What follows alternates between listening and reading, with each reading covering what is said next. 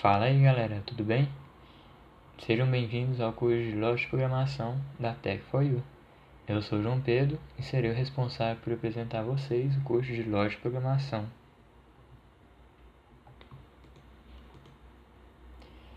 Então, nessa videoaula de hoje, iremos apresentar a introdução à lógica de programação. Aqui está o nosso sumário, então hoje iremos aprender linguagem de programação, nível de linguagem, expressões aritméticas, comparativas e lógicas e a parte de agradecimentos. Então vamos lá. O que é uma linguagem de programação? É um conjunto de sentenças válidas de acordo com uma gramática formal. É uma linguagem utilizada para escrever programas de computador. Ou seja, é um conjunto de sequências que a gente escreve, de código que a gente escreve, que o computador executa eles de uma maneira formal, num padrão, e que ao computador ler esses códigos e executá-lo, esse código traz um resultado para a gente na tela ou executa alguma coisa em segundo plano que a gente não consegue ver, mas ele executa e traz um resultado. Alguns exemplos de linguagem de programação é C, Pascal, C++, Java, C Sharp, Python, PHP e muitos outros. Exemplos de linguagem. Aqui a gente tem um exemplo que é um programa que solicita do usuário dois números e depois mostra a média aritmética dos mesmos. Aqui a gente tem a solução em PHP. Aqui ele mostra, digite o primeiro número, aí ele recupera esse primeiro número, depois o segundo, calcula a média e printa para a gente, mostra na tela a média aritmética. E aqui a gente tem um outro exemplo do mesmo programa sendo executado em Java. A inicialização de Java, declara o scanner, pede para digitar o primeiro número, o segundo, calcula a média e printa a média. O resultado é o mesmo, só muda a linguagem. Aqui é só para vocês terem uma ideia mais ou menos de como que é o código em PHP em Java. Nível de uma linguagem. Então, a gente costuma utilizar níveis de linguagem. Toda linguagem tem o seu nível, seja ele o mais alto ou o mais baixo. Então, o nível de linguagem corresponde ao quanto essa linguagem está mais próxima da maneira natural do ser humano se comunicar. Quanto mais próximo da maneira natural do que o ser humano se comunica, mais alto é o nível de linguagem. Quanto mais distante da maneira natural que o ser humano se comunica, mais baixo é o nível de linguagem. Aqui a gente tem um exemplo. Então aqui, o que seria uma linguagem de alto nível? Que é um nível de linguagem natural. A gente tem, por exemplo, o Jarvis, do Iron Man. Ou seja, o conceito em si é a linguagem de mais alto nível é aquela que você consegue entender facilmente. Você escreve como se você estivesse falando mesmo o programa, fazer uma coisa bem intuitiva mesmo. É muito simples de entender. O mais próximo do que a gente falaria normal, mais alto é o nível de linguagem. A gente tem as aproximações, que é tipo Siri e outros, que não é 100% próximo. E tem as linguagens que a gente mais utiliza, que é de nível alto, que é Java, C Sharp, PHP, Python, Pascal, etc. Depois vem C++, C. Aí depois a gente vai descendo para o nível de componentes eletrônicos do computador, que já são baixo nível, já são uma linguagem bem mais complexa, que é, por exemplo, a linguagem de montagem, e instruções com 0 ou 1, que é números binários, que a gente não usa isso, é só para codificações mesmo, entendeu? Então, temos aqui, o que a linguagem de alto nível visa? Visa produtividade. O programador consegue resolver o problema escrevendo pouco código e um código mais intuitivo, ou seja, próximo de sua forma natural de pensar. Ele é ideal para projetos que precisam ser entregues rapidamente e que necessitam muita manutenção e atualizações futuras, devido como ele é escrito de uma forma natural do ser humano pensar. Qualquer um que pegar o código ele vai estar super simples lá, não vai ser aquele negócio complexo, muito grande, e se você sair lendo linha por linha, você vai conseguir entender o que o código está fazendo ali. E o que é a baixo nível? A baixo nível é o tipo de nível de linguagem focado em otimização, que é um código mínimo e ideal para resolver somente o que você precisa, sem executar instruções ou alocar recursos desnecessários. É ideal para programadores que requerem alta performance ou para dispositivos embargados que possuem poucos recursos. Ou seja, ele consome menos do hardware que está executando ele E é um programa bem simples para resolver uma coisa específica assim que você precisa resolver e pronto. Não é tão complexo como uma de alto nível. Então vamos lá. Na parte de expressões agora.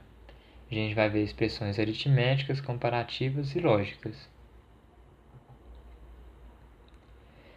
Então vamos lá. Quais são os operadores aritméticos? Aqui a gente tem os operadores, é bem simples de entender. O sinalzinho de mais é adição, menos subtração, o asterisco é multiplicação, barra divisão e porcentagem aqui sim é o resto de divisão, ou o mod, que a gente chama. Só que tem um macetinho, a gente tem a precedência. Em primeiro lugar vem o vezes, o multiplicação e a divisão, e por último vem a soma e a subtração. Então a gente tem que ficar bem atento nisso. Aqui a gente tem os exemplos. 2 vezes 6 dividido por 3, o resultado é 4. Então, como tem a precedência, o dividido vem primeiro. Então é 6 dividido por 3 vezes 2, que dá 4. Aqui a gente tem um outro exemplo, que entre mais e vezes, o vezes tem precedência. Então ele vai primeiro, 2 vezes 4 mais 3, que dá 11. Aqui a gente tem a multiplicação, que é primeiro da soma. Porém, a soma está entre parênteses. Então, quando acontece esse caso, a gente soma primeiro, 3 mais 2, 5, e multiplica por 4, que dá 20. Nesse caso aqui de baixo, a gente tem o seguinte.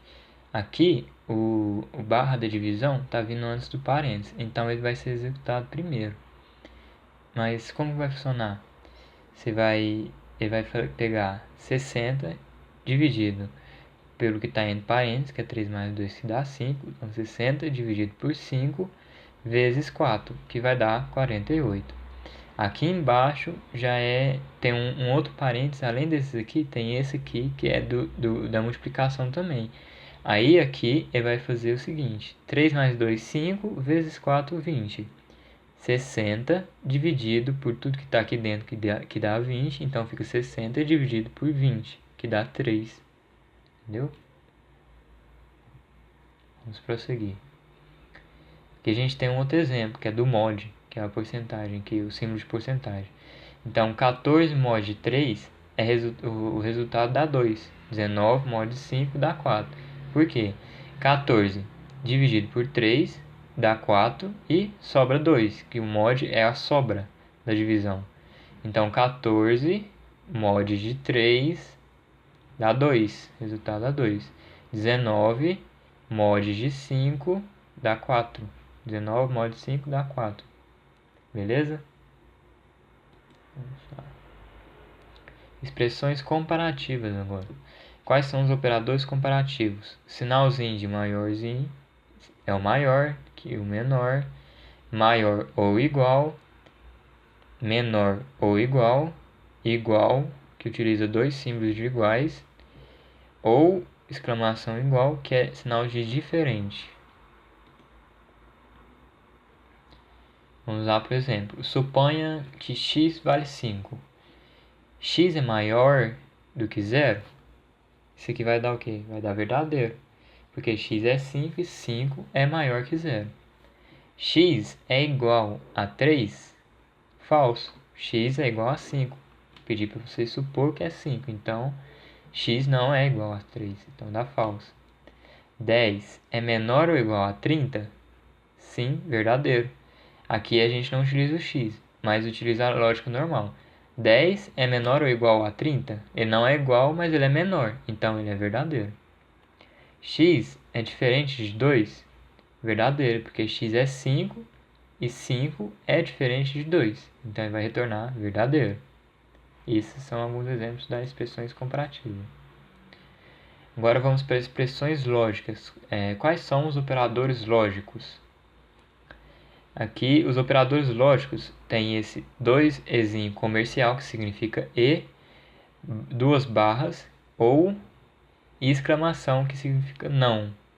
Então, 2e comercial é a mesma coisa que e, duas barras ou exclamação não, negação.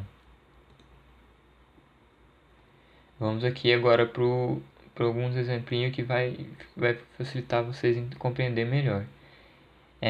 Duas condições, condição 1 e condição 2. Então aqui, condição 1 e condição 2. O E é o que? É os dois Ezinho comercial aqui. Será verdadeiro se ambas condições forem verdadeiras. Quando a gente utiliza o E, as duas condições que a gente estiver comparando tem que ser verdadeiras. Por exemplo, que condição 1 e condição 2 tem que ser verdadeira para o resultado dar verdadeiro. Vamos aqui na tabelinha verdade do E. Então, condição 1 é falsa, condição 2 é falsa. Então, esse termo aqui, condição 1 e condição 2, vai retornar falsa, porque ambas são falsas. E se condição 1 for falsa e condição 2 for verdadeira? Então, condição 1 e condições 2 e condição 2 vai retornar falsa. Por quê? Porque as duas não é verdadeira para retornar verdadeira. Então, quando uma é falsa e uma é verdadeira, ele traz falso. Tem que ser as duas verdadeiras para dar verdade, senão vai dar falso. Aqui é a mesma coisa, se a condição for verdadeira e a 2 for falsa, ele vai retornar falso, porque tem que ser as duas. Agora aqui, condição 1 dá verdadeiro e a condição 2 dá verdadeiro, então ele vai retornar verdadeiro, porque ambas as condições deu verdadeiro, o resultado vem verdadeiro. Vamos usar um exemplinho. Suponha novamente que x vale 5. X é maior que 0, verdadeiro. E x é diferente de 3, verdadeiro também. Então ele vai retornar o resultado de verdadeiro. Porque x é maior que 0 e ao mesmo tempo x é diferente de 3, então dá verdadeiro. X é menor ou igual a 20, verdadeiro. X é 5, 5 é menor ou igual a 20. E x é igual a 10, falso. Então o que vai retornar? Falso. Porque x é menor ou igual a 20. E x é igual a 10? Não, x é igual a 5. Então aqui ele dá verdadeiro nessa condição, mas dá falso nessa. Ele só traz verdadeiro se ambas condições for verdadeiras. Só nesse caso. Qualquer outro caso vai retornar falso. Beleza? Vamos lá. Agora a expressão ou, que são as duas barrinhas assim, uma do lado da outra. Condição 1 ou condição 2. Será verdadeiro se pelo menos uma das duas condições for verdadeira. Então aqui já é diferente do outro. O outro, as duas condições têm que ser verdadeiras. Aqui, qualquer uma das duas sendo verdadeira, o resultado vai ser verdadeiro. Ele vai retornar verdadeiro. Vamos aqui a outra tabelinha verdade. Condição 1 é falsa e condição 2 é falsa. Então, condição 1 ou condição 2 é falsa. Porque ambos é falsa, vai retornar falsa. Agora aqui, condição 1 é falsa e condição 2 é verdadeira. Então, a gente tem duas condições, condição 1 e condição 2. A gente quer o resultado verdadeiro. Condição 1 ou condição 2 é verdadeira? É verdadeira, aqui a condição 2 é verdadeira. Então, ele traz V, verdadeiro. Vai dar certo. Se a condição 1 for verdadeira e a condição 2 for falso, é o mesmo caso. Uma das duas é verdadeira, então ele traz verdadeiro. E se ambas for verdadeira, ele também traz verdadeiro. Então aqui, só se for os dois falso que traz falso. É diferente do outro caso E. A gente não pode confundir isso, tem que ficar bem claro. Então vamos aqui no exemplinho. Suponha novamente que x é igual a 5. X é maior que 0, verdadeiro. X é 5, maior que 0. Ou x é diferente de 3, também é verdadeiro.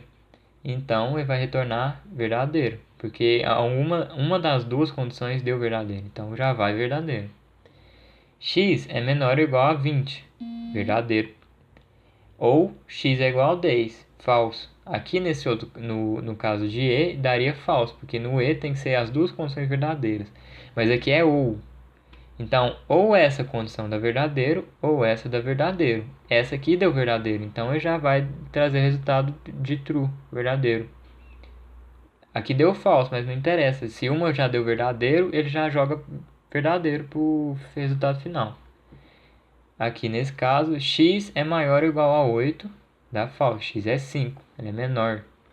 E x é menor que 2, falso também. X é 5, é maior que 2. Então, nesse caso, nenhuma e nem outra deu verdadeiro, ele retorna falso. Beleza? Vamos lá. Agora a condição C. Supõe a condição C, a gente vai utilizar o não, negação, que é só a exclamaçãozinha aqui. A condição só será verdadeira se C for falsa. Ou seja, aqui a gente inverte os valores. Se a condição for falsa, então ele retorna verdadeiro. Se a condição for verdadeiro, então ele retorna falso. Vamos ver no exemplo, vai ficar mais claro. Suponha novamente que x é igual a 5. Então aqui a gente tem não x maior que zero. Como que a gente vai analisar isso? Ignora o não por enquanto e faz só a condição. X é maior que zero. X é 5, então 5 é maior que zero. Então dá verdadeiro. Só que é não x maior que zero. Se esse aqui deu verdadeiro e a gente tem um não antes, então é a negação do que está aqui. Se aqui é verdadeiro, a gente nega e vai ficar falso. Agora aqui. X é menor ou igual a 20, verdadeiro. E x é igual a 10, falso. E ambas condições têm que ser verdadeiras. Lembra? No E, a primeira condição e a segunda condição tem que ser verdadeira para retornar verdadeiro. Como aqui uma delas deu falso, então ele retorna falso. Então, o resultado do parênteses é falso, mas a gente tem uma negação antes, um não. Não essa conta aqui. Se aqui deu falso e a gente nega, então a gente inverte o valor. Se aqui deu falso, a negação é verdadeira. Então ele retorna verdadeiro para a gente. Beleza? Então é isso, galera. Eu agradeço pela atenção. Espero que vocês tenham gostado da videoaula. E essa é a parte da introdução bem básica mesmo. Espero que vocês tenham gostado, entendido. Qualquer dúvida vocês podem entrar em contato comigo. E as próximas videoaulas agora vai ser uma parte mais específica que a gente já vai botar em prática. Diferente dessa que é só uma introdução de conceitos básicos das linguagens de programação, nível e essas outras coisas que foi apresentado. Então é isso, galera, beleza? Agradeço vocês e te espero na próxima aula.